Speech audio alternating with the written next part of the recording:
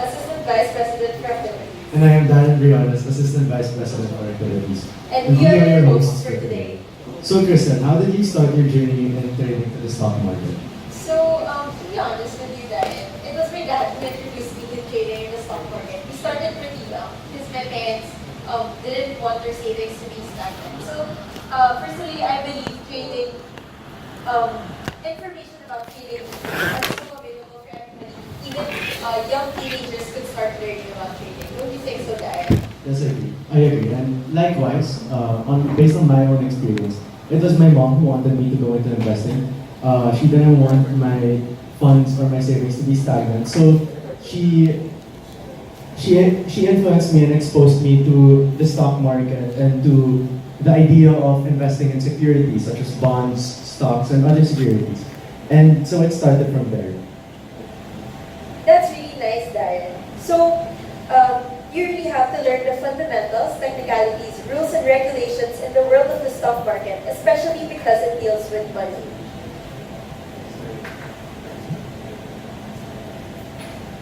Okay. So for the meantime, now that we've shared our own experiences of investing in the stock market, we'd just like to ask, has anyone here started investing, or does anyone have investments right now? Raise your hands. Oh, Dieter and Sir. Who else? Anyone else? Okay, so we'll approach you guys now so you can share to us what your experience is so far, or how you started investing in the stock market, or maybe what you're investing, where your investments are at. Dieter, anyone?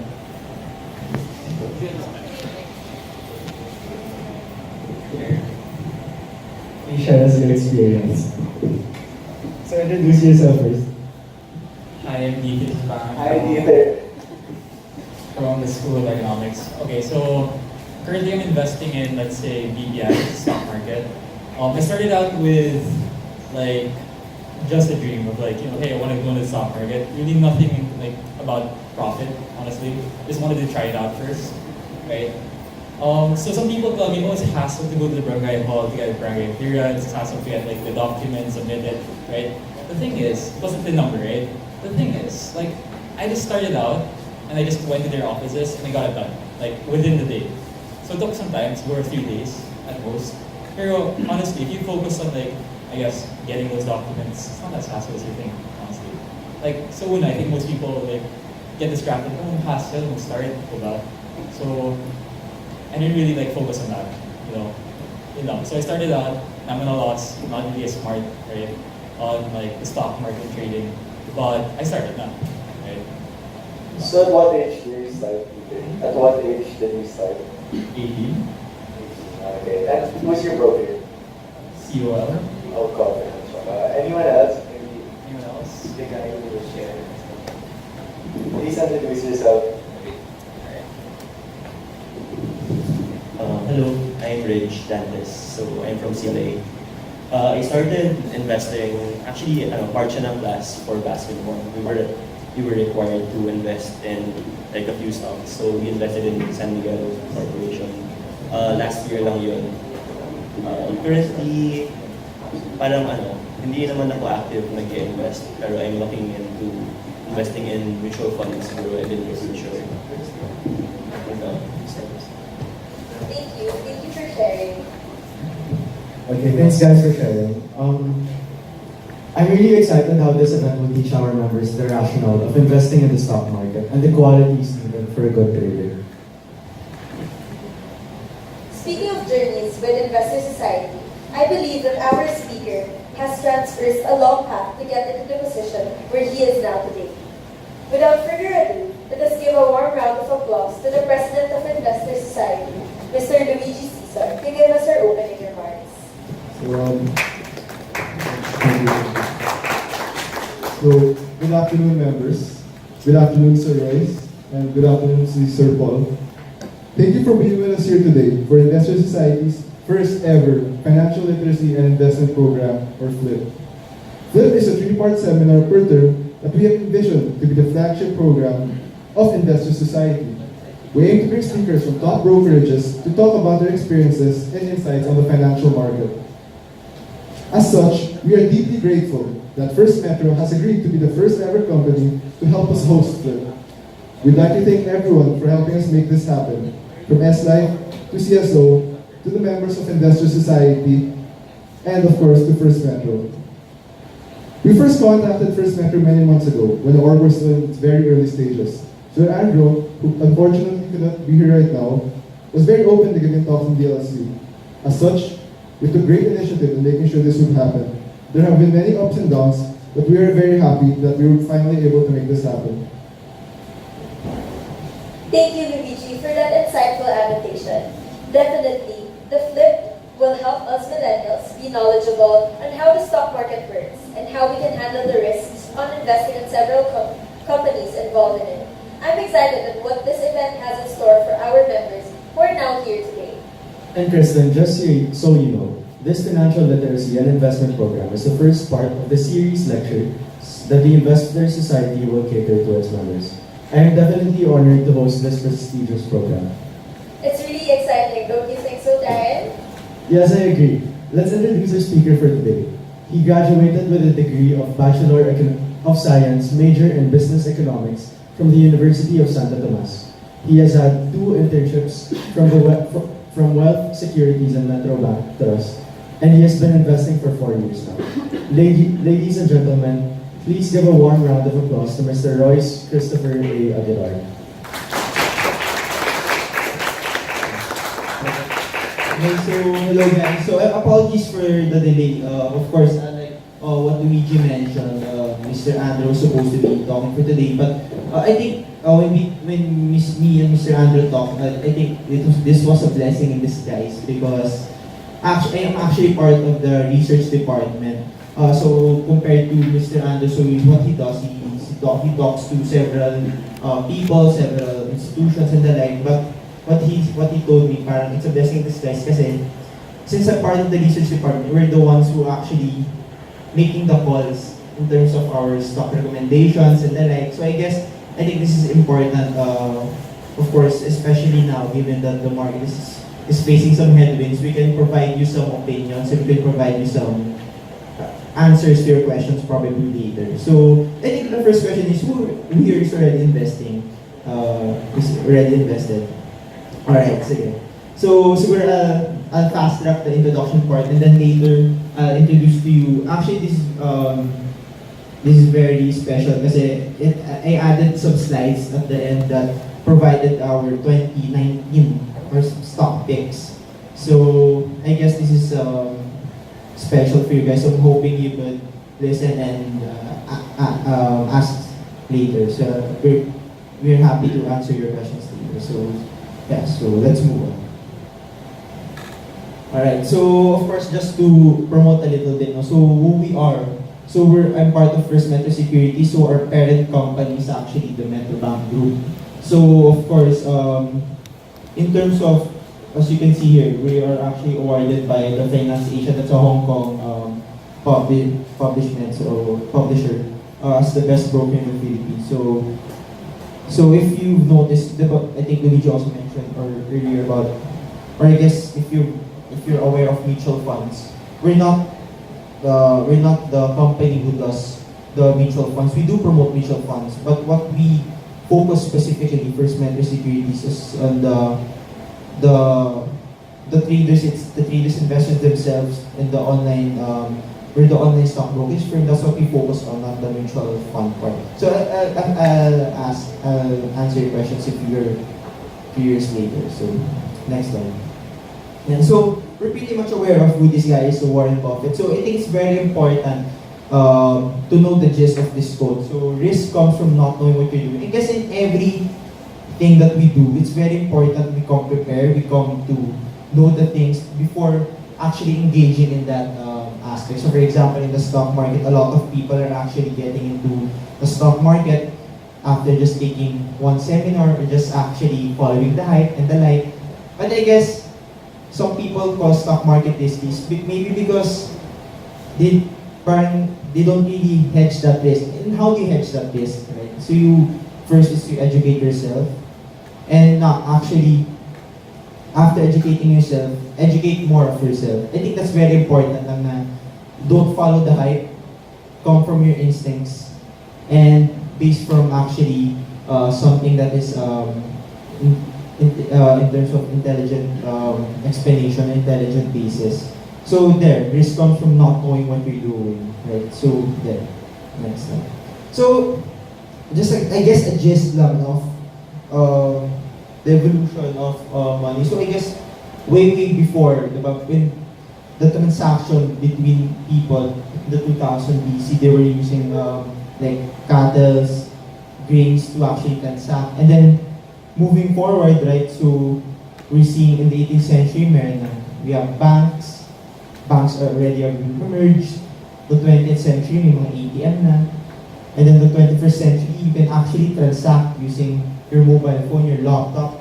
And now today, you can, if you want to invest, if you want to apply for an online account, you can actually do it paperless. Meaning you don't even have to go to the stock brokerage firm themselves to actually apply for an online account. So that's, I think the lesson is we have to follow, we have to at least adapt to the changing environment in terms of the financial environment, the financial markets and the like. So, next slide. So I guess what I'm trying to say here in this introduction is I'm actually trying to make you change the way you look at money. Of course, a lot of people, the first step in terms of money, they like to save. They like to save money, they like to save because they think that's the key. That's the key to actually having a wealthy future, right? But what I'm trying to point out here is you make your money work for you.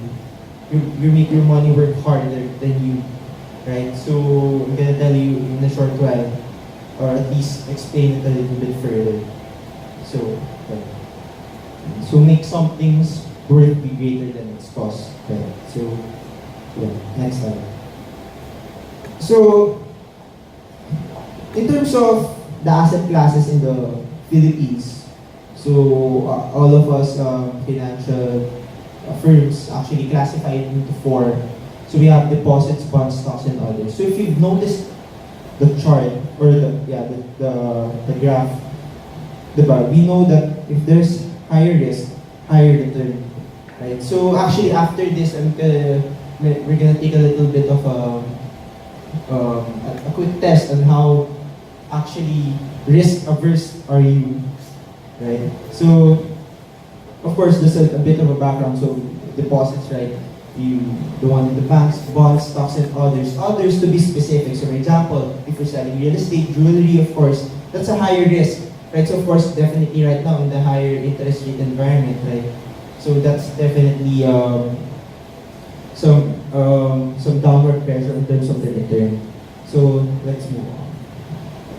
So of course, investing is personal. Right? It's a decision we have to make in terms of when do we invest, where do we invest, right?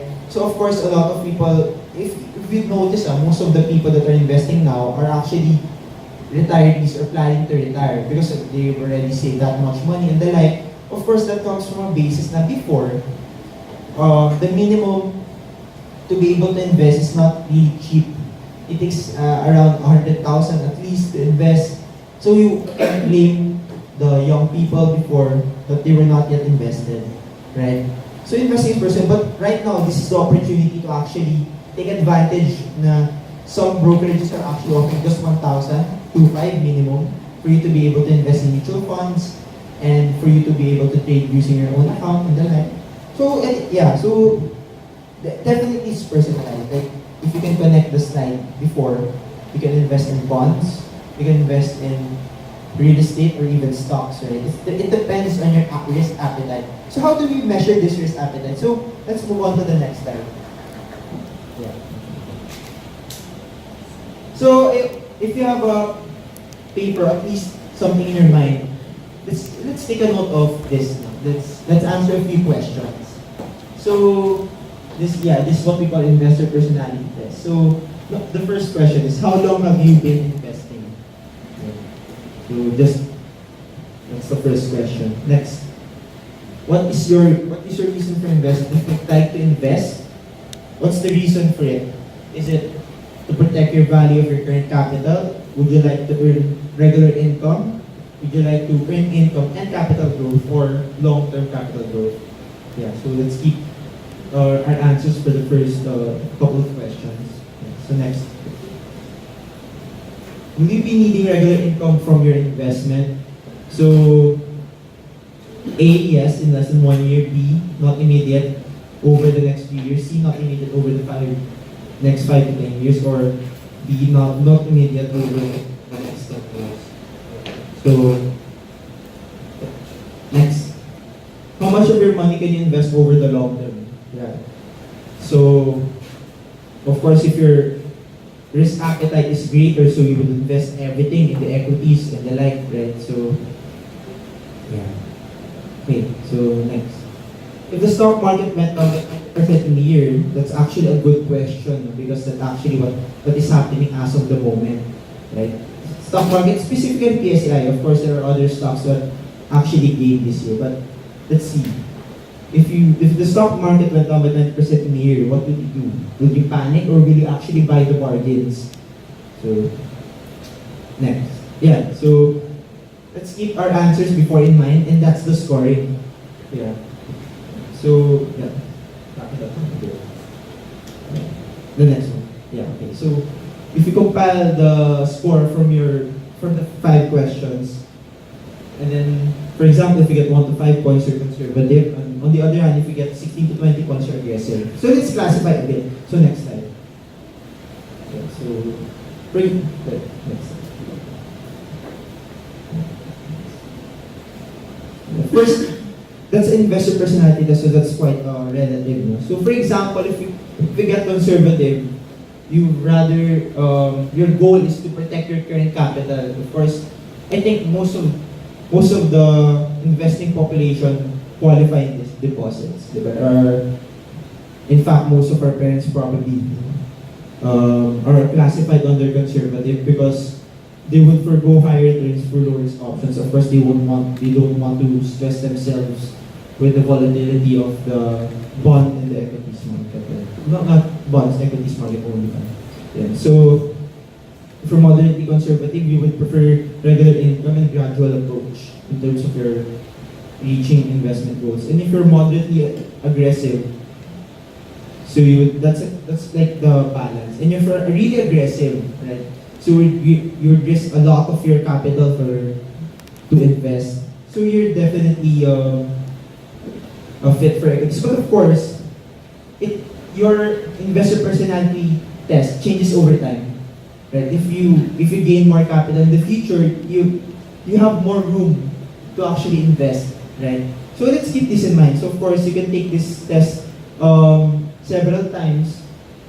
For example, you can take it again half of next year and the like. So once you gain income from your work after you graduate and the like. Yeah, so next time. Next. So what we know is for you to make money, you really have to work hard. Right? And definitely money is scarce, right? In terms of the money supply, it's limited. That's what we know. So if you have money right now, it's given the opportunity to invest, given the opportunity to learn how to invest, definitely there's opportunity to make your current money work hard or grow even further. Right? So next. Of course, despite the opportunity, despite that, unfortunately, according to reliable sources, according to Standard & Poor's 75 daw of Filipinos are financially illiterate. According to ADB, 80% of the middle class have no financial plan whatsoever. Of course, that percentage has a lot of reasons behind it. Of course, a lot of people really struggling right now. Of course, and according to BSP, 90% of Filipinos have no savings, meaning 90% of the Filipinos, kahit deposits wala.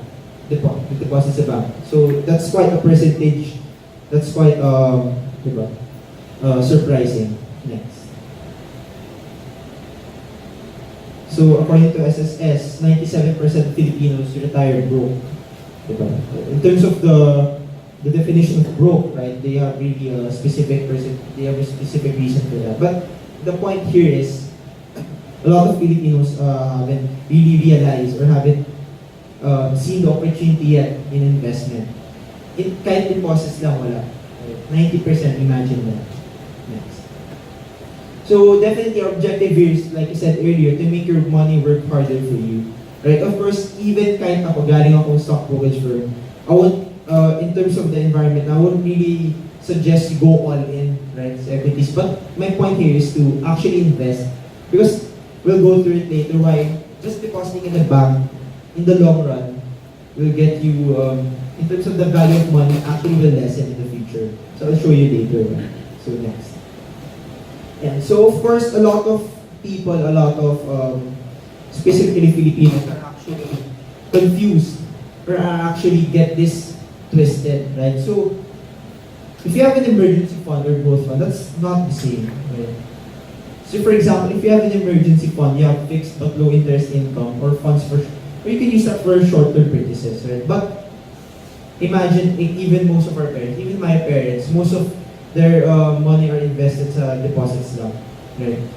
Okay. And they don't even use that for short-term. They plan to go for deposits kahit for long-term purchases, right? So in the other hand, we have growth fund, that's higher income potential, right? So of course, we're seeing a lot of people, even sa Facebook, like mga stock market guru and the like, earning triple digits in a year and the like. Of course, despite that, they really educated themselves for so long, right? They're reaping the returns now, but hey, 100% or at least is 100% pa rin, diba? And yeah. So let's compare a bit, saving versus investing. So I think here are some tips in terms of investing. So avoid bad loans. So of course, if you want to have enough money, to have enough cash to actually invest, you have to avoid having bad loans, right? So of course, there are lots of definition of bad loans. So I guess there are lots of opportunity, there are lots of risks in terms of lending. Of course, may cases that we have to lend, but case in point here, bad loans. Right? So another tip here is to regularly save 30% of monthly income. Of course, for you graduates or malapit na mag-graduate. No? So of course, we are me myself, nung kaka-graduate ko lang, medyo atat ako kasi yes, I'm earning myself na I have the opportunity to spend a lot and the like. But I've seen people na splurge on stuff that are unnecessary. Of course, unnecessary is relative. It depends on people what is unnecessary or not. But nevertheless, yung investment opportunities, lumalapit na eh. Imagine dun sa social media na and the like, 1,000 to 5 minimum. Right? And so that's for emergency fund. Next. So of course, I think this is the point I want to point out. Even when I talk to my parents, like I tell them, parang if you deposit 0.25% per annum, diba? Tapos especially now, rising inflation, higher prices, right? Yung mga bigas, even oil prices, of course, thank God yung oil prices bumababa as of the moment. But nevertheless, compared to last year, ang laki ng percentage na tinaas. Of course, higher prices. But the caveat is, of course, you have lower purchasing power. Of course, that's because of inflation as we've come to know. And especially now, diba, struggle pa rin yung in terms of our regulatory and how they can manage inflation, right? Of course, that was ito fun fact. Of course, the news people say na, where did they attribute yung rise sa prices? Diba? I mean, sa TV Patrol, GMA, they attributed sa train law, right? The train law. But based on our research, complemented by the research of other firms, the train law didn't actually contribute that much. What did contribute the rise in prices? It's the firms that actually, for example, that jack up their prices because of in anticipation of the rise in the sugar tax, the rise in prices and the like. Right? Tapos of course, they also attributed sa oil prices. And as we all know, if sa mga hindi pa nakakaalam, we base our oil prices from the international crude oil prices. Of course, the government whatsoever, our local government has no control in that. The firms will have to follow the crude oil prices. So, I think this is a fun fact na the Primo didn't actually contribute much in terms of the rise in prices. It's more of the firms jacking up their prices, taking advantage of the expectations of the consumers. Diba? So, I think that's a fun fact. Yeah. So, next. So, inflation work. So, for example, 1998, right? Yeah. Then, look at now, 2018, that's the difference. Paano pa kayo pag 2028?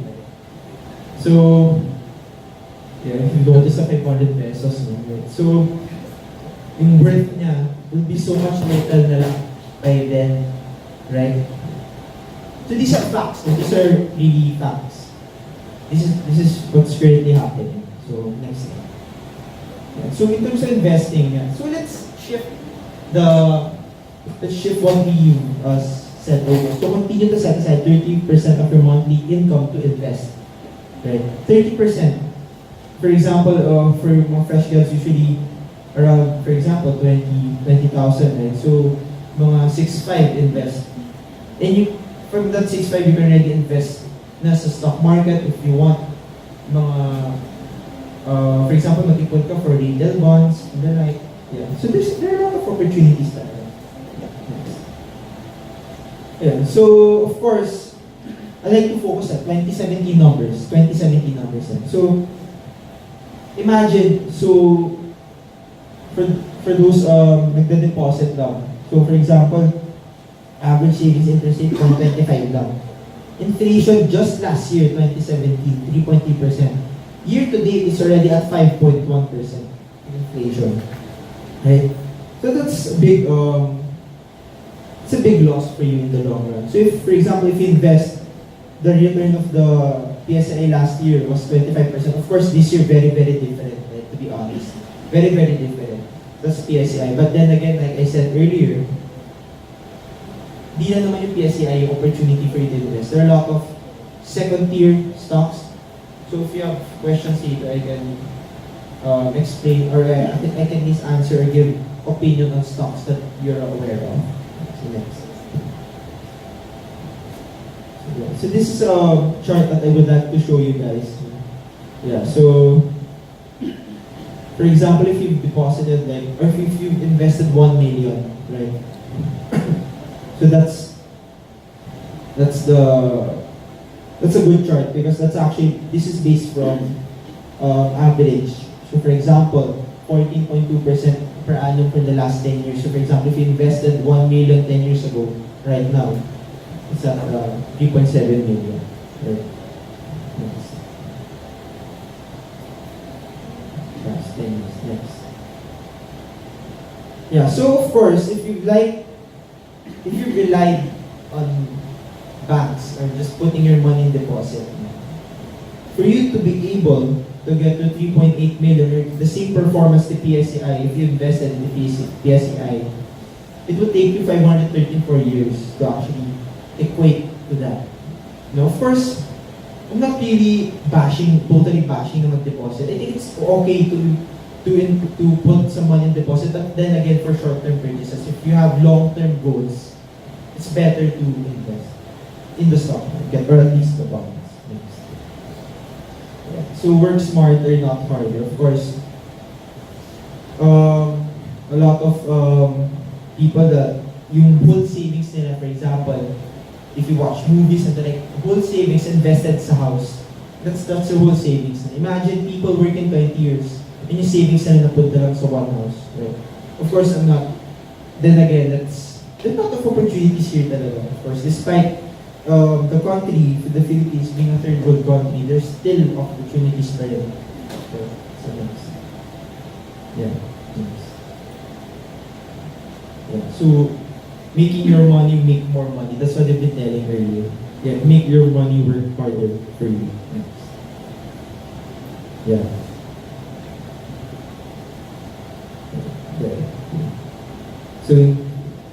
I think what the past two slides, the point here is to, of course, us our age, right? Even the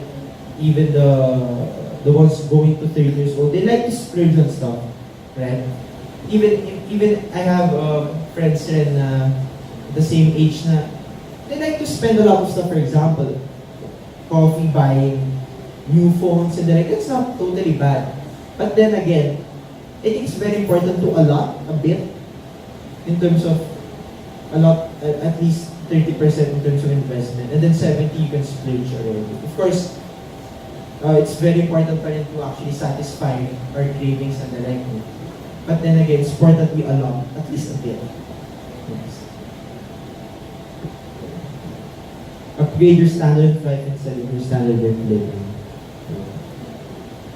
So, I think, this is one example in terms of mindset. So, next slide. So, a lot of people, for example, if they earn 15,000 a month, right, they would allot to spend 11,500, and then the rest, they would plan to save or invest. Let's shift that mindset. That's the next slide. So what if, for example, we earn 15,000 a month, we allot 11,500 to save and invest, and then spend 4,500, right? 4,500, how is that possible? Now, let's see in the next slides. So here's one example. So I think this is for the people that are around 30s, I guess. So for example, a household with 60,000 net monthly income, right? So let's take a short look muna on the allocation of expenses. For example, let's adjust here, landline subscription, right? Of course, we see the importance of landline, but let's, for example, normal household, right? We have phones already, and the like, we can contact everyone already via phone. Next. So let's eliminate that expense. So, yeah, okay, so, data.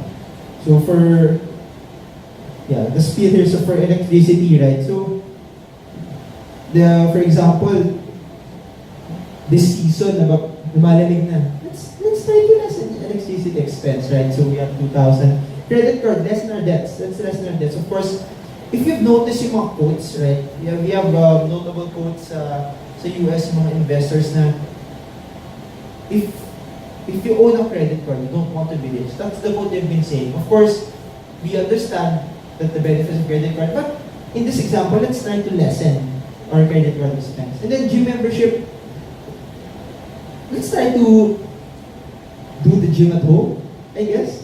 That's the spill. Buy your equipment on your own. Use it for the long term. Let's eliminate the gym membership. Next. Less lakads. Less splurge. So from that, I guess, a little bit of adjustment in the process, and then you could already save 18,000 from your 16,000 net monthly income. Right? So is it hard at the first? Definitely.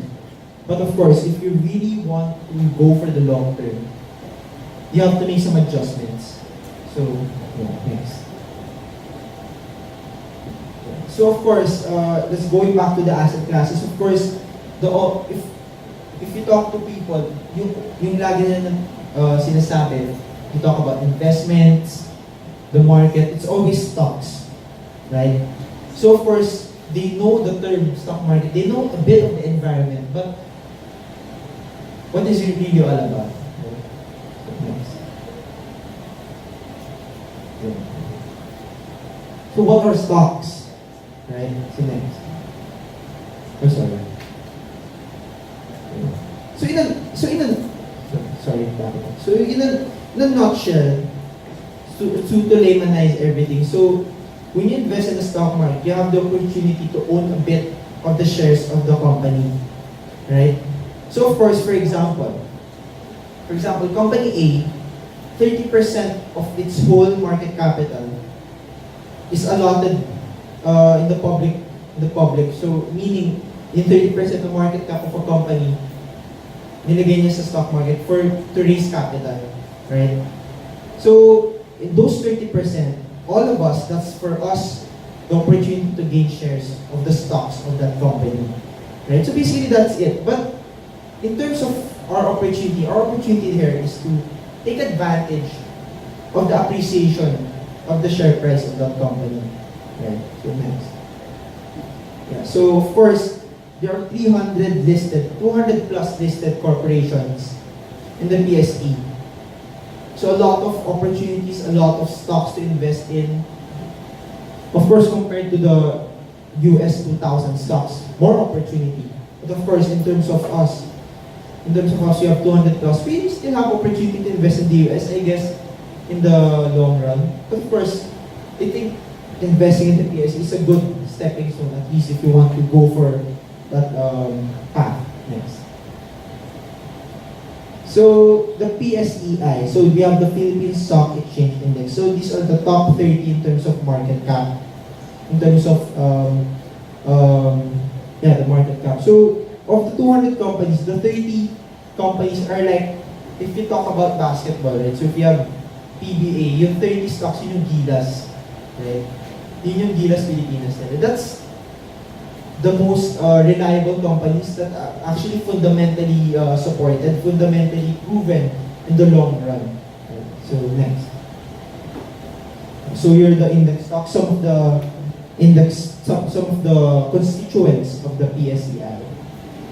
So we have some notable companies right here, right? So some household names, right? Next. Yeah, so what they call index stocks, blue chip stocks, basically because they're historically proven to weather economic downturns in terms of earnings, right? So they have the lion's share in the sector. Lion's share meaning, in terms of the market cap, they really are the biggest companies. They're one of the biggest companies in the country, and also they have good brand recall or demand. Because for example, Jollibee is part of the PSEI. If we talk about Jollibee before, diba, locally exposed, right now it's actually being exposed internationally, right? So may brand recall. Tapos when you talk about banks, we have BDO, we have BPI, Metrobank, and the like, right? So, and of course dividends. Of course, dividends is really what one of the older investors are vying for in dividends. Dividends is like a salary for an investor. That's how they say it.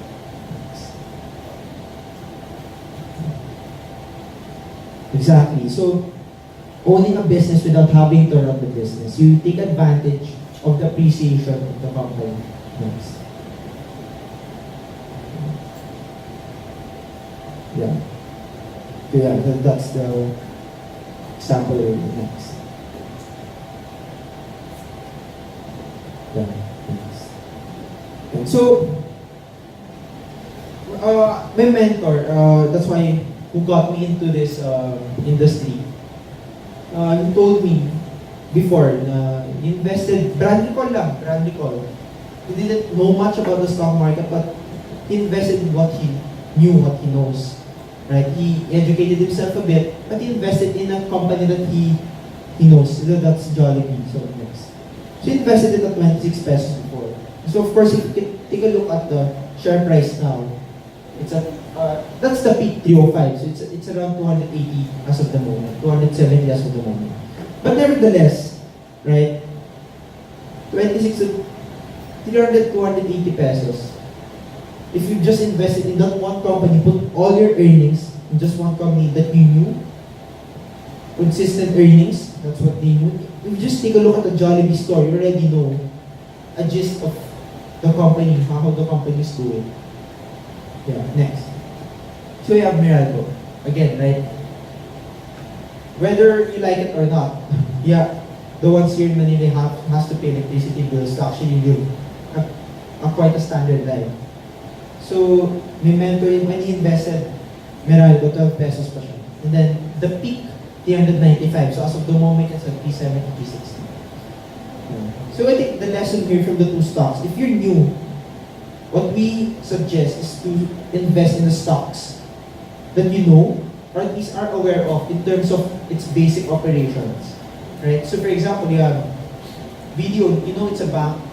Parang in terms of exposure, siya yung pinakamadaming ATM, of course, not bashing our own company, but obviously, pinakamaraming in terms of ATM is yung video, right? So you'll know in terms of who is leading the sector. Next. So in terms of just or at least a little bit more explanation in terms of the equities or the stocks. High risk, high return. Why is it high risk? People call stocks high risk.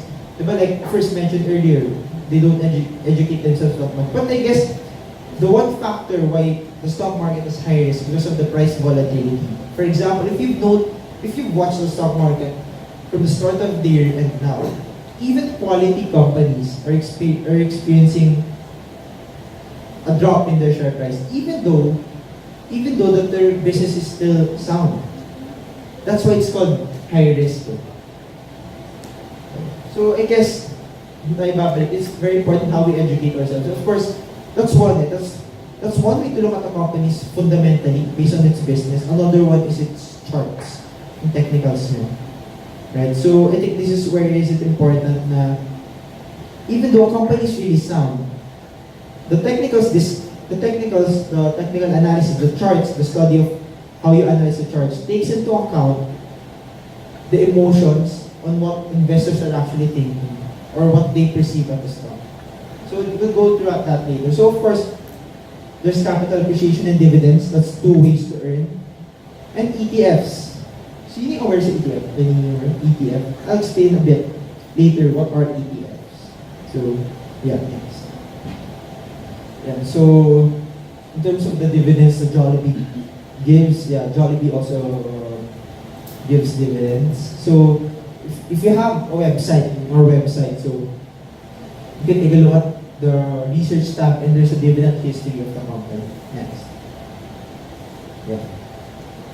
Yeah, and also Meralco gives dividend. So it's a norm. If you're a utility company all around the world, usually utility companies gives dividends. I think that's one fun fact. Next. So mutual funds. So let's take a bit. Let's take a dive in terms of what are mutual funds. So it's a professionally managed pool of funds from investors with similar investor profiles invest in basket investment. So when we compare stocks and mutual funds, when you invest, when you compare mutual funds and when you have your own online trading account, yung mutual funds, you let the fund manager take care of your funds. For example, I invest 25,000 in this mutual fund. The fund manager is the one who will take care of those funds. He will be in charge of how will he appreciate that fund. In terms of when compared to having your own online trading account, you're the one controlling, you're the one picking stocks, you're the one picking what price level to buy, what price level to sell. So that's different. That's the main difference. Next.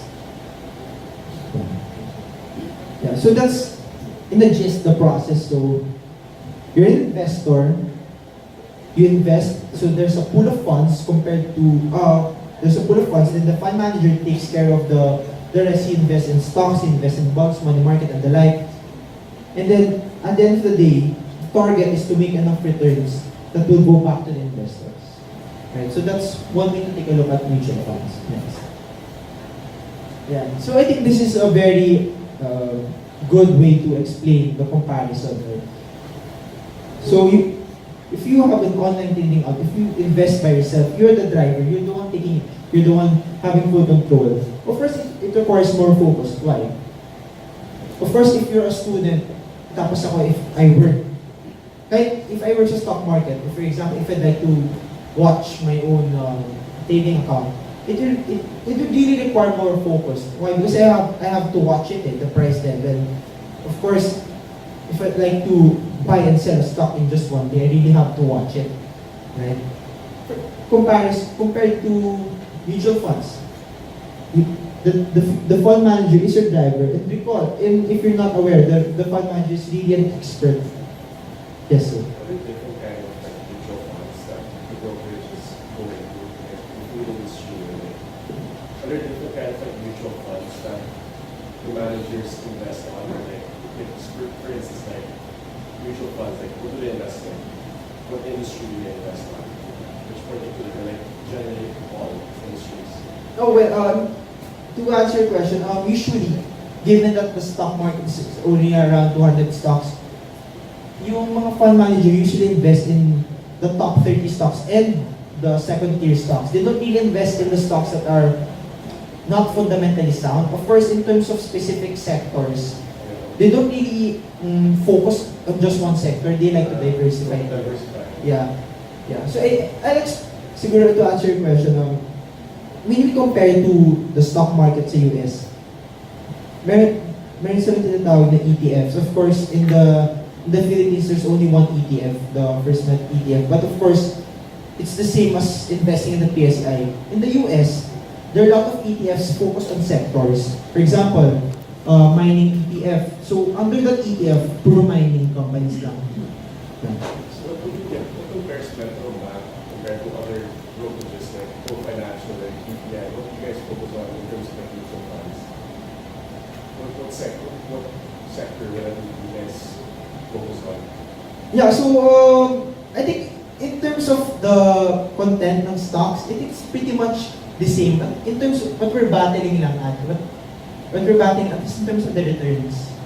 But nevertheless, in terms of the content, it's pretty much the same. But for example, in our mutual fund arm, the First Metro Asset Management, it has a couple of, just to provide examples. So first, meron siyang PSEI fund. So puro PSEI lang. The second one, may mix. It also has other stocks. Kasi the weakness kasi if you have a PSEI fund lang, for example, this year, if you're aware, down yung PSEI. So definitely yung fund yung down. But the other fund, na not only PSEI but other stocks, di ba? So in terms of the current market environment now, that second fund will actually provide a bit of a higher return for you. So you have to, right? So, yeah, next. So definitely invest in what's best for you. Invest depend on your risk appetite. Like what we took a test earlier, right? So if you're conservative, no problem. If you're in between, if you're aggressive, it depends on you, depends on your risk appetite. Kasi I think it's very important to follow your investor personality. Because, for example, lumabas sa test ko, nung unang-una, I was a conservative. But I ventured into equities agad without that much knowledge. And then I lost money agad. Kasi I was scared eh. I was scared. Parang the equities before was not fit for me pa. So it's very important to know yourself in terms of investment. Yeah. So next. Bonds for conservative, balance for the in-betweens, and stocks for the ones conservative. Next. Yeah, so then again, it's very fortunate for us, our time, that we have online trading already. Of course, we have, like Sir mentioned earlier, you have Call Financial, we have First Metrosec, we have PhilStocks already that providing very quality online platforms. You can invest through your phone. You can invest if you're studying, kahit sa classroom. If hindi ka nakikinig sa prof, just stay lang using your laptop, diba? It's okay. Diba? That's the upside of having an online account. Okay, next. Of course, if you invest in mutual funds, you still invested in the stock market, or at least invested in bonds and the like. But what's the advantage? So it is ideal for beginners. For example, if you're conservative and if you like equities, I think, or if you're conservative or in between, this will make you more comfortable ka investing in mutual funds. Kasi, for example, it provides instant diversification, and the fund manager who's definitely a professional does it for you. Tapos, of course, hindi niya ipababa yung return kasi it will kill his company, right? It reduces volatility. It's definitely more affordable, professionally managed, and it's available online. So, of course, next. So, what are ETFs? So, in a nutshell, let's compare mutual funds and ETFs. Definitely, from the get-go, ETFs are cheaper. Why? Because ETFs act as a stock. Yung ETFs act as a stock. So what does that mean? If ETFs act as a stock, yung mutual funds kasi, may mga management fees yan, yung mutual funds. if, of course, since a professional fund manager is doing it for you, you have to pay him a bit of a fee.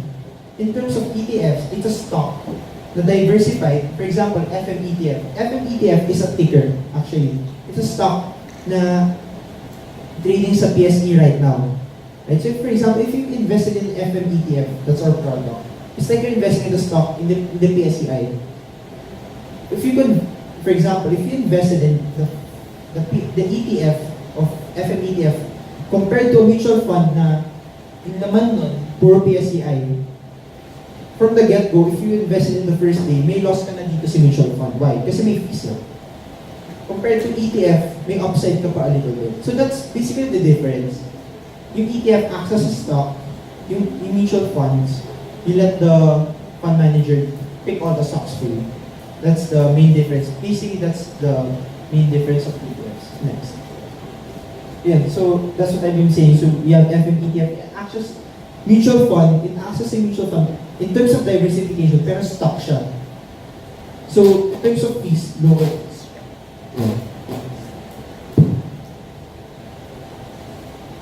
So of course, for example, if you'd like to invest, yung gusto mo yung sure ball, if you are assuming 25-14% returns in the next 10 years, like one showed earlier, if you'd like to invest in each of the PSEI stocks, yung at least yung minimum niya, if you compile everything, the minimum charge to buy at least the PSEI stock, if you compile all the 30, it will take you 150,000. Right? Of course, for the beginners, like for everyone here probably, or the ones who would like to invest in stock market, malaki yung 150,000, right? So for example, kung gusto mo yung FM ETF, it will only take you a minimum of, next slide, 1.5. It's pretty much the minimum of buying an FM ETF. So if you're pretty bullish, if you're pretty positive that the PSEI will recover in the next year, next 2 years, it's good to buy FM ETF now. So that's pretty much the case here. So here, why invest in ETF? So definitely more affordable than mutual funds. It's tradable as it acts as a stock. And it's best features in one amazing product. All the 30 stocks in just one stock lang siya. ETF, FM ETF. Next. And so, it's very important why we start now. Why we test the waters now, why? Kasi let's take a look at the faces here in their earnings profile. Next. Yeah. So let's take a look at the three people here. So for example, if you're 20 years old, you invested only 3,000 a month. 3,000 a month lang. And then if invested ka for the rest of the 40 years, yung cost ng 3,000 mo is at 1.4 million after 40 years. Assuming 40% per annum, this is pretty conservative in a good market. You would have 51.9 million by the time you're 60 years old. Imagine 3,000 a month lang. Of course, when you're just graduating or just starting work, medyo mag-feel mo yung 3,000. But of course, if you're a manager or higher management na, and then 3,000 a month, 10,000 a month, then once 6 years old ka na gusto mo retire, besides your salary for being a higher management, meron ka pa palang 51.9 million na hindi mo napansin. Right? Of course, if you're 30 years old and 40 years old, it will take you, in terms of appreciation, less. Kasi you started later. Right? Next. Yeah. So for example, if you're 50 years old, tapos like 50,000 a month, right? Yeah, sorry. A bit back up lang din. Yeah. So, for example, lumaki 50,000 a month pa, and then 6 million yung cost mo, you would gain 12 million. Not that bad. But if compared, if you started now, right? Next. So yeah, this is an actual data from the BSP, I believe, that only 0.6% of Filipinos invest. Right? Next. But half of the Filipinos are actually on Facebook. Right? Next. So that's why we came to you. That's why we came to you. Not only us, even other brokerage firms already already come closer to you, that you can actually, it takes less than 5 minutes to invest online, right? That's what we've been promoting is paperless. Just type your details, and then scan your requirements, and then after quite some 5 minutes, a good 5 minutes, pwede ka na magkaroon ng online trading account after some confirmation from our company. Of course, we want the best for ourselves. We want the best for our families in the future. Next. We want the best choice. Next. Next. Yeah. Okay, so let's be more specific. I added these slides for you because I think this came from our department, and this came from our picks talaga. These are actual picks. But let's delve into, before moving sa sector and stock picks, I would like to explain a bit what is happening sa PSEI now. So the PSEI now, the top 30 stocks, right? It's going down. Imagine, it ended the year at 8,558.42. Then as of yesterday, it ended at 7,083. So that's around, I believe, 16 to 17% down year to date, right? So what's wrong? What happened in the PSEI? What happened last March? So first, we had the trade, aware of the trade war, right? The trade war salvo, the trade war comments between Donald Trump and Xi Jinping, right? What's wrong with that? Why did the stock market fall down? So first is, of course, there's a trade uncertainty, because imagine those two countries, the two biggest countries, fighting over trade. It's a disaster for the rest of the smaller countries. Kasi collateral damage yun. There's collateral damage. Of course, for example, what naman tayo nadamay specifically? Of course, the government has been saying magbe-benefit pa daw tayo because mag-ship in production sa Philippines and the like. But let's take a look at, if I'm a big investor in US, I'm taking a look at China and Philippines as one part of one Asian country, one Asian region bulk. If I see China is going to lose or China is going to get more affected sa trade war, bebenta ko yung buong Asia. I would lessen my exposure sa Asia. Kaya damay tayo in Philippines. Of course, imagine yung market cap natin mas mataas na yata yung market cap ng Apple compared to the whole PSEI. The whole PSEI. So imagine, if people are not so positive in the Asian region, damay talaga. That's one trade uncertainty. We have local headwinds as well, like inflation. What's wrong? Of course, if mas mataas yung inflation, mas mataas yung prices ng products, bababa yung demand, yung earnings potential ng companies will have downward pressure. So that's one. Right? So basically, those two things prompted the downward pressure of the market. Of course, there are other minor reasons, but nevertheless, those two provided uncertainty sa market. So let's delve in. Moving into 2019, what are our picks? What sectors do we like? So next. So we like banks. So first, we are aware we are in a higher interest rate environment, right? We are in a higher interest rate environment because the BSP is trying to raise interest rate to curb inflation expectations. But who benefits from that? Who benefits from higher interest rates? So first, the banks. Okay.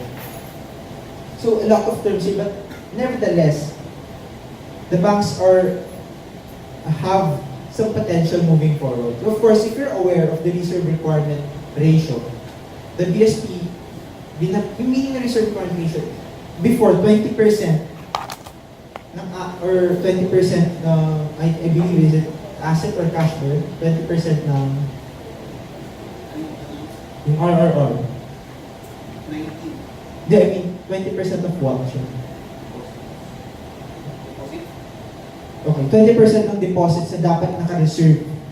So imagine, binabaan ng BSP yung reserve requirement ratio, it will have more liquidity.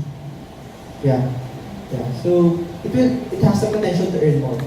Right? But to be specific, we like two banks. To be specific. So next. We like BPI, of course. Heavy competitor, of course, but unbiased kami. We like BPI. Why? If you're aware of the stock rights offering, if you've been following the banks from the start of the year, the stock rights offering, in a nutshell, means it wants to raise capital. And after quite some time, it already raised capital, and it will be used to expand its operations, specifically to open more branch, to expand its fintech ventures and the like. So that has some upside moving forward. So for example, the last price yesterday was 18.9. It has an upside of 20.4%. Of course, the target price is 12 months. So starting kung right now, after 12 months, we think it will go to 107 pesos. So that's 20% upside. So next. So let's tackle the charts a little bit. If you're aware of two terms, support and resistance. Basically, support, it's the floor, the price at which it most, parang floor, meaning floor. Kasi for example, if you take a look at here, this part, and that part over there, what did you notice? Parang hirap siya ituloy pababa, right? Meaning, may mga buyers na bumibili dito pa lang, right? So, if you notice at this point, hirap rin siya bumaba below 80 pesos. Hence, yung support, or where buyers are picking up bargains, as what they call it, is at 80 pesos. Meaning, if it hits 80 pesos or near 80 pesos, we suggest you buy at those levels. That's the ano. So your resistance naman at 107 here, let's take a look. Sakto, 107. And that's our actual target price. Fundamental target price siya. Valuations. So if you take a look at here, right? So of course, in terms of if you read more on the technicals, if a certain price level has been hit at least 3 times, it's a strong resistance. Strong support or strong resistance. So here. So basically that's our, in a nutshell, BPI. So basically if you believe what we've been saying you about the BPI, you can accumulate it now. And you still have a 20% upside. Next. Ito unbiased. We'll explain a little bit. We have, if you're aware of Development Bank of Singapore, if you're aware of that, that's actually our research partner that sila yung nagbavalue ng mga companies affiliated sa amin. That's Metrobank, that's also GTCap. If you're aware of GTCap, if our parent is Metrobank, the Metrobank's parent is GTCap. That's parang our grandparent company, basically, right? So our research partner recommended Metrobank. He didn't recommend Metrobank last year because of the fraud, diba? A lot of overhang from the fraud ng Metrobank, diba? It really dragged the prices down. But the similarities kasi ng BPI and Metrobank, it also raised capital. But compared to BPI, Metrobank, yung gagamitin niya na fund, it won't be used for more branches. Metrobank is not really focused on retail, unlike BDO. It's focused on more institutional, mga niloloan niya sa institution. So, it will actually fund more of its Metrobank card business. Yung Metrobank card business na, dun sila number 1. Yung Metrobank card. So, dun nila gagamitin. Next. Then again, if you take a look at the price, where it's hitting most of the time, right? So, grabe ang taas ng upside, 46.5%. Of course, if you can take it with a grain of salt, you can analyze the charts, you can analyze it fundamentally, but definitely a good environment for banks, diba, supposedly. And here's our pick for the banks, BPI and Metrobank. So, yes. So we also like property. Of course, you've been seeing that higher interest rates, it affects residential development kasi tumataas yung rates. Right?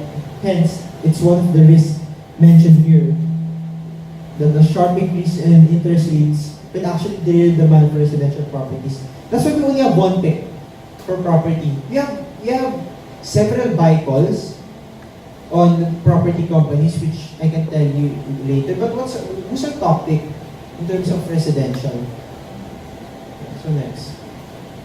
This is Robinson's Land. Of course, Robinson's Land, if you go, di ba pag property, Ayala Land, Mega World, we have buy calls on those companies, to be honest. But why we like this company is, it's like a recovery play. Kasi if you live near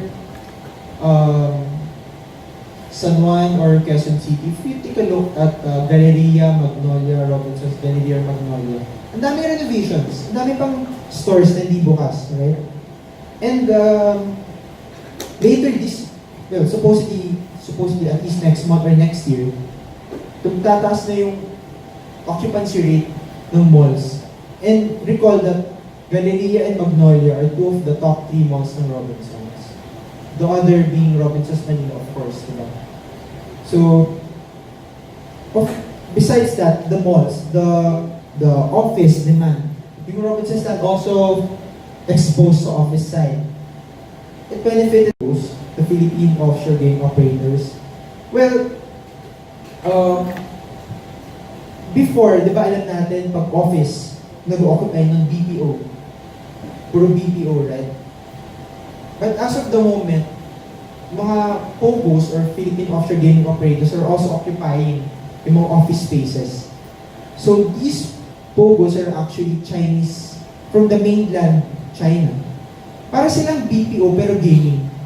They operate here, of course, for cheaper expenses. Pero yung kinikater nila sa ibang bansa, they just operate here for operation. They operate here for cheaper purposes. So they benefit from that. So basically, from a low base, kasi ang daming renovations last year, then next year, ang daming upside. Hence, that's why this is our pick. Next. So here, this is what we take a look at now. So basically, of course, we can be wrong pa rin naman. So for example, that's why I showed you this chart.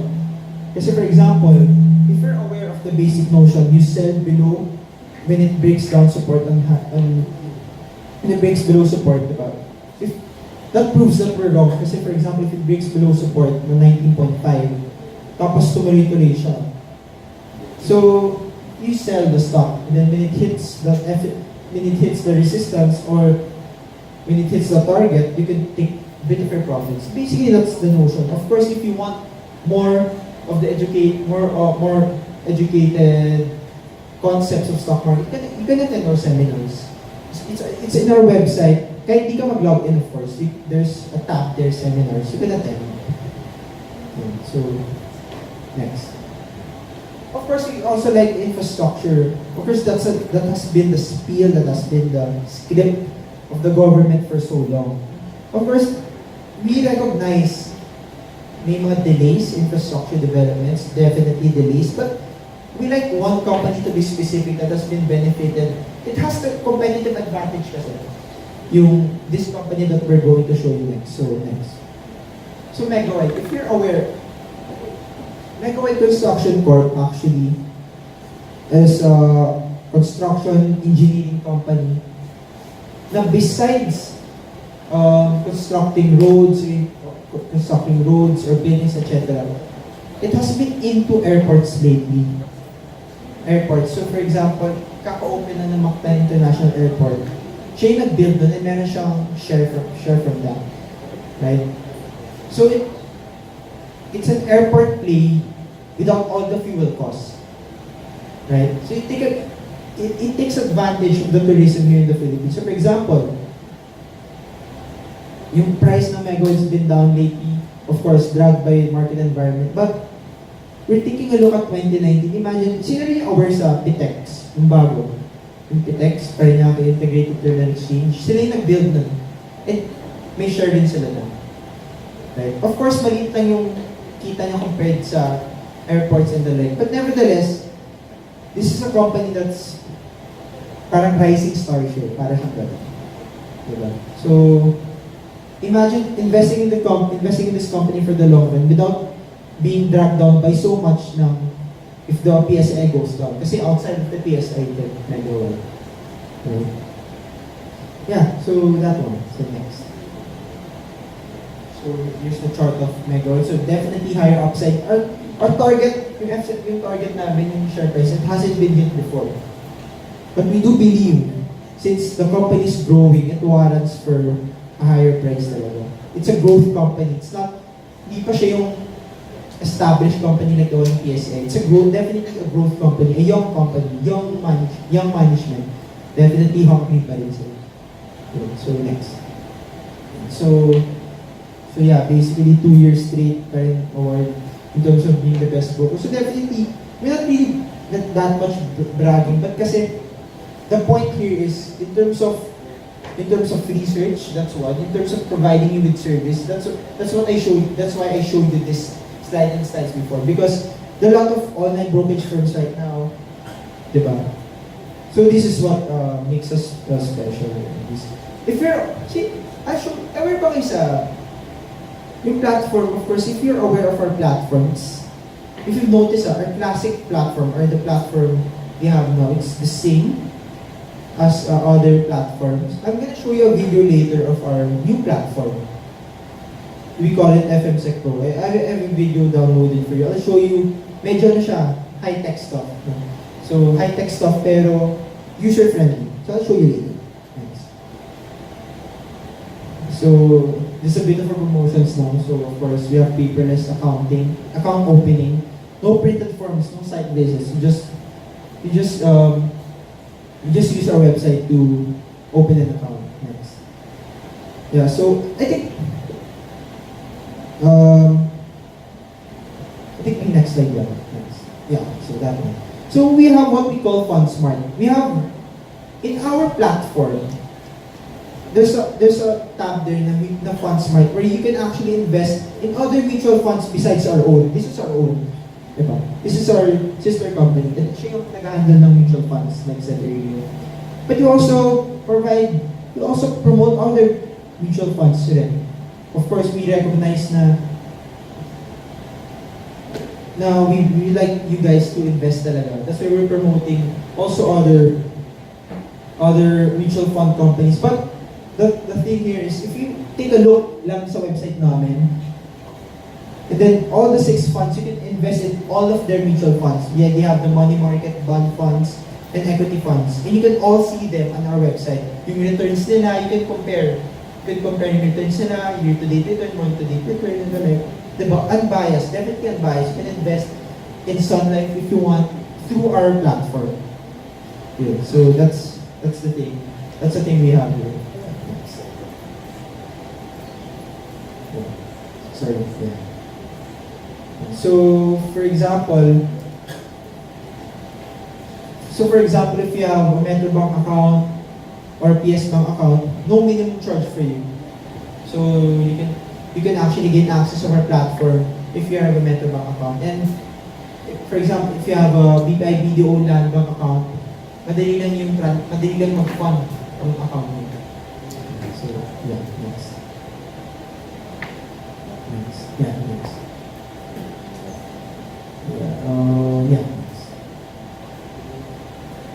Yeah, okay, so this supports the guy earlier, 20, 30, 40, 56 years old, right? So, for example, if you're investing 3,000 monthly after your salary, for example, you started in January 2005 and then you ended last year, 3,000, diba? Yung contributions worth 471,000. Next. Okay, so imagine you, for the past 12 years, diba? Dinaanan niya yung recession, no? If you take a look. But imagine you earned 2.3 million after 12 years. Just investing 3,000 monthly.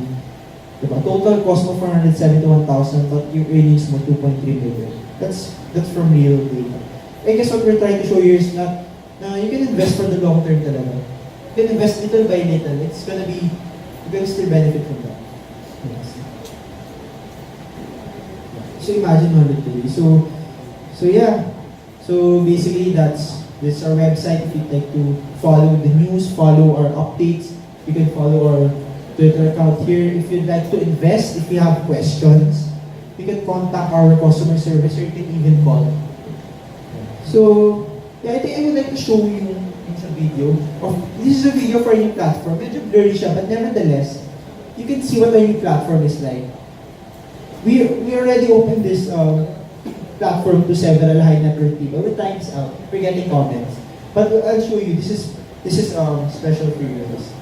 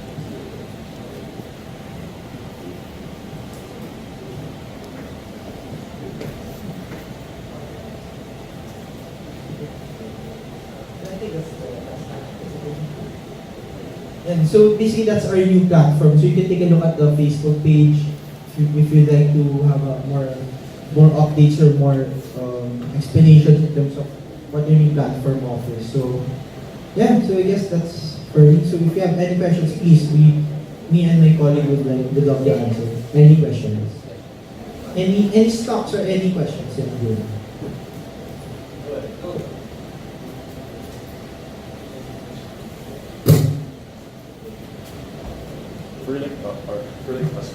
For like us college students, like about 30% you invest. For us, like what do you recommend? Like 10% in mutual funds or like 20% in stocks, or it really depends on us. Yeah, okay. I think the first thing I'm going to consider is after that, I think next question is focus on, for example, if you like equities, how would you allocate from there? So, I guess what I did back when I was in college is, parang actually 50-50. 50 savings. Full equities kasi ako nun, 50% equities, 50% stocks. Of course, very little pa lang yung buying power or capital from there. But I guess the good thing when I invested so little sa equities back then, when I took a loss, alam kong mali ako, but I only took a very short loss. So if you really like to invest in equities, it's good to invest a little, tapos you invest, tapos you buy stocks, and then because from there you would discover na, oh, I should have done this pala. Okay. Yeah. It's like a learning talaga. Yeah, but of course, kasi if you like a return naman talaga, so mutual fund ka na. That's why I encourage 50-50 in terms of your allocation sa equity side. 50% mutual fund, 50% stocks, of course. But of course, for example naman, you're a fresh grad na. Siyempre, hindi pa rin ganun kalaki. So, a bit sa deposit, then most investment. And then you see mo lang. Setting bias aside, what makes you guys like the #1 brokerage in the Philippines? I guess kasi what distinguishes us, for example sa platform, we recognize that most platforms recommend stocks by fundamental and some charts, but if you take a look at our website, we have what we call Recognia. Recognia is a charting platform that already provides you the things. It's a charting platform that provides you the answers already based on technicals. Of course, we have fundamental costs, right? What to buy because of this fundamental. In our platform, we have this called Recognia, which tells you buy at this price, or you, for example, buy or sell. If it's sell, you avoid that stock. If it's buy, what price? It tells you what price. But Gold Financial also has that, right? So what sets you apart from that? Oh, what sets us apart from them is basically, I think, Your research, what's your research team? I think that's why your research team. I guess the thing is, of course, they have lots of seminars as well, right? But I guess in terms of the research, for example, the research department won't go here to tell you their picks. I think that this is one.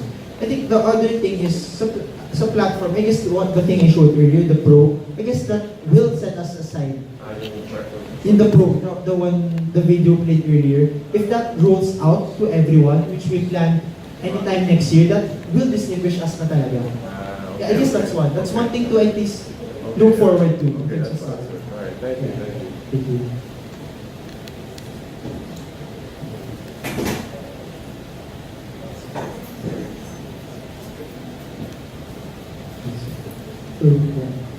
For those previous, yung mga stock picks nyo, Yeah. are those your recommendations or like First Metrosex's recommendations? That's a company's recommendations. Company's recommendation? So like, can we be medyo like fairly certain naman na like, we can be confident sure na when we go to these stocks, we're medyo sure naman kami na mag-appreciate yung capital namin. I think the question is now, the next question should be is your time horizon, right? In the next 12 months, we do think your money will appreciate once you invested in these companies, unless something happens sa country that will drag all these stocks down kahit di naman na-apektuhan yung operations nila. Like what happened this year. I guess, if you read books sa stocks and the like, you can't really be sure, kahit anong brokerage will not tell you that 100% certain akin na stocks. Kasi there's always that risk that something will happen in the world. But I guess that's why I showed you yung charts.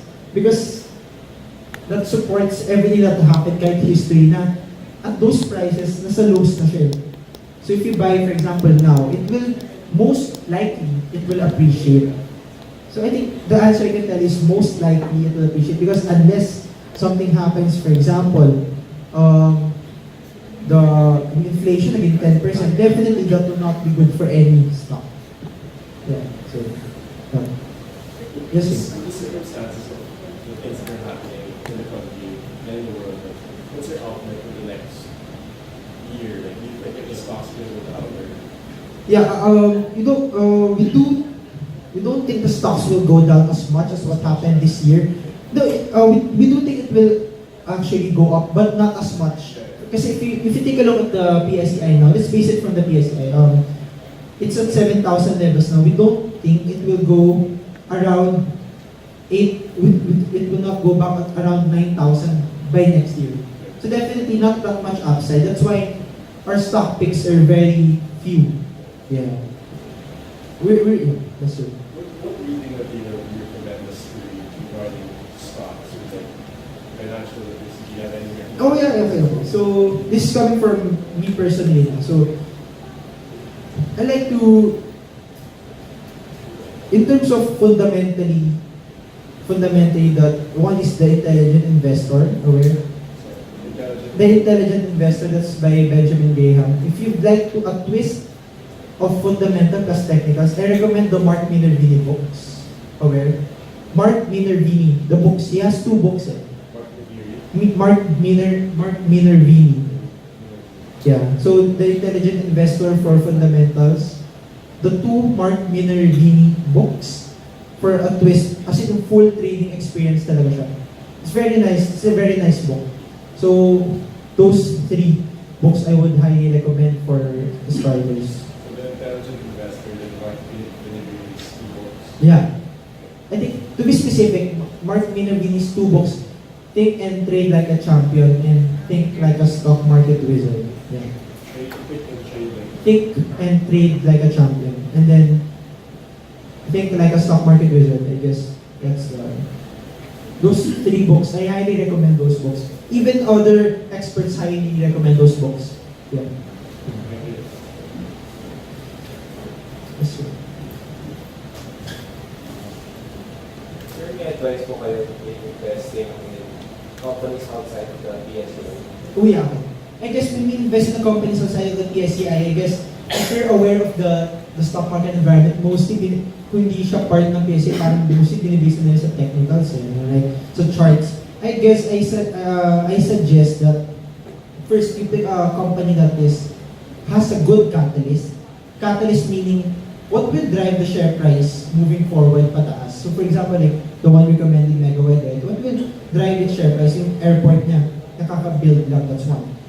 The second is charts, which for example, if you're not that aware, I suggest we take some seminars on charts. Kasi especially now that the market is going down, ang daming nagtitrade ng mga stocks lang. Tapos kahit fundamentally sound siya, pero people don't really like that stock. The charts will look bad. So that's why I recommend. You recommend a stock that has good catalyst. So how will you know the catalyst? You can read from our reports, you can read from kahit sa news. Kunyari, yung airport, sa Pitex, who owned that company? Megawide pala. Oh, so Megawide is pretty exposed. So that's one. And then you read the charts.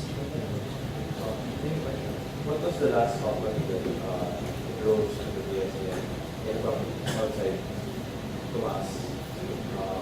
Any top 30?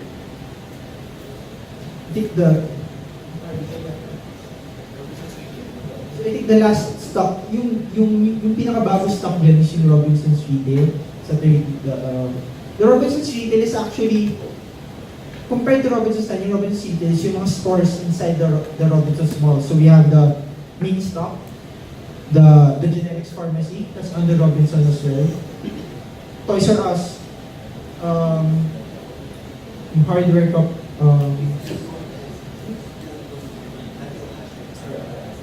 so yung retailers, Robinson's Retail and Pure Gold, those 2 companies very new sa PSCI. Of course, right now they're not doing so well. Why? Yung mga retailers are not doing so well because yung margins nila are being squeezed because of higher cost. Yeah. Higher, tapos lower demand pa kasi imagine yung Robinson's Retail for middle income, Pure Gold for mid to lower to mid income. So if tumataas yung prices, naapektuhan sila agad. So, to answer your question, those 2 companies are pretty new to the PSI but not doing so well as of the moment.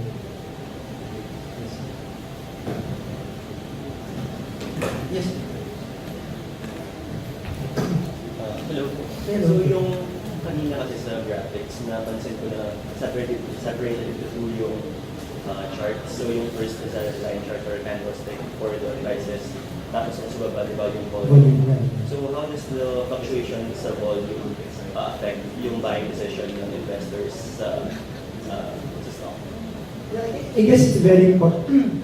It's very important na just to mention the concepts. Just if you see the for example, yung support, diba, you're aware, if you bounce off that support, nag-bounce siya, tapos may higher volume compared to the previous ones, it means reliable yung bounce niya to support. Did I answer your question? Tapos, for example, if you've mentioned some target price, or yung resistance, if it broke above that, tapos higher volume ulit compared to the previous sessions, that's a reliable, that's a good buy, that's a good time to answer.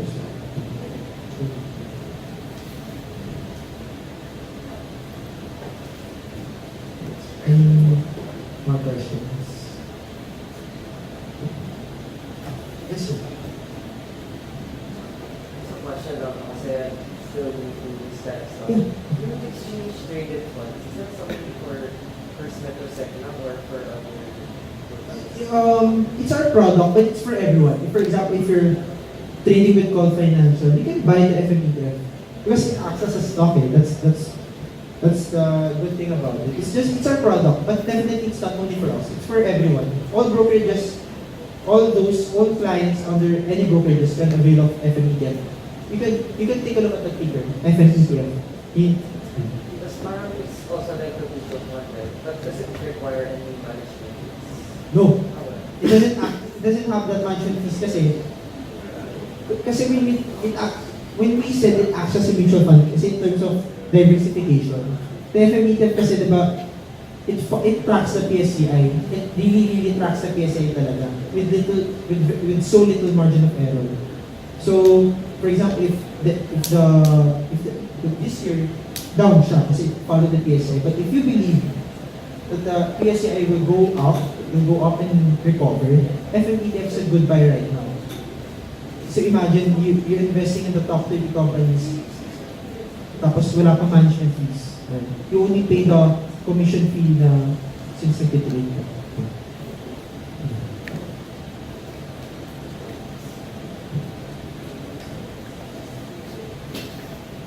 Any more questions? Alright, so thank you. Okay, thank you, Mr. Aguilar, for that insightful talk. At this moment, I would like to give the floor to Mr. Kobe Mendoza, Executive Vice President for Finance, to give the token and certificate to our prominent speaker for today.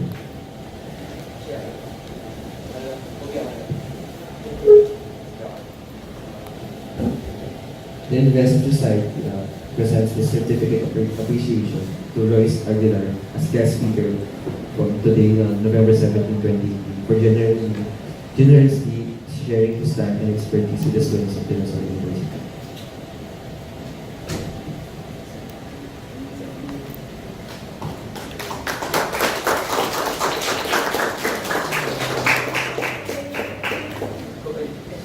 After this time,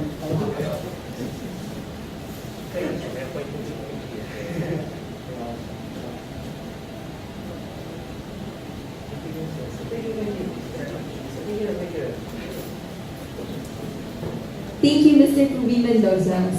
So we are here now down to our final discussion for this seminar. So now we would like to ask everyone to settle down and maybe call on Mr. James Rodriguez, Executive Vice President for Activities, to give the closing remark.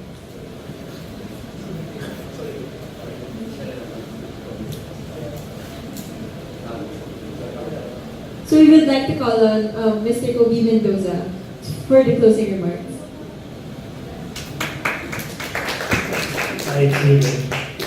Sorry, that's James Rodriguez. Tapos the guy who gave the certificate. Sorry, nagkamali na kami.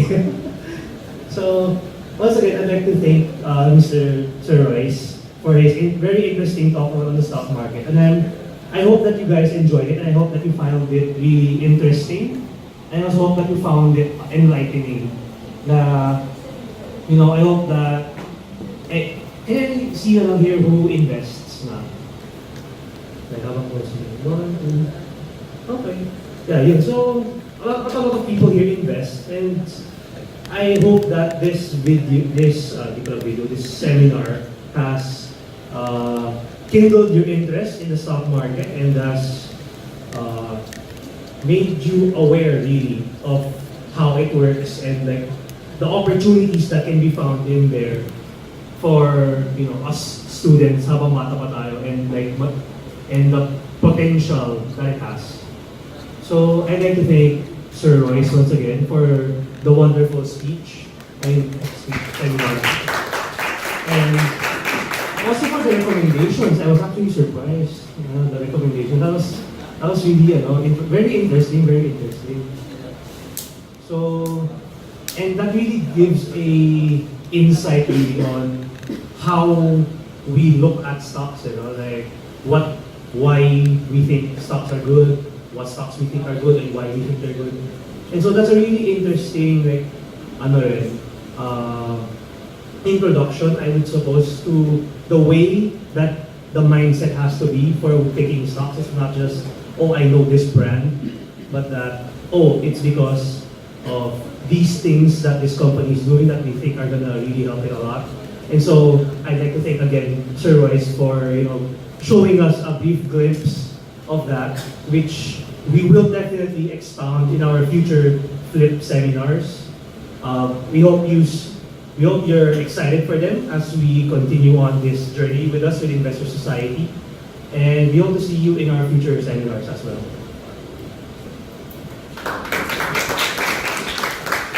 Before we conclude this activity, may I call on Mr. James Rodriguez, EVP for Activities, to give the closing prayer. So guys, start.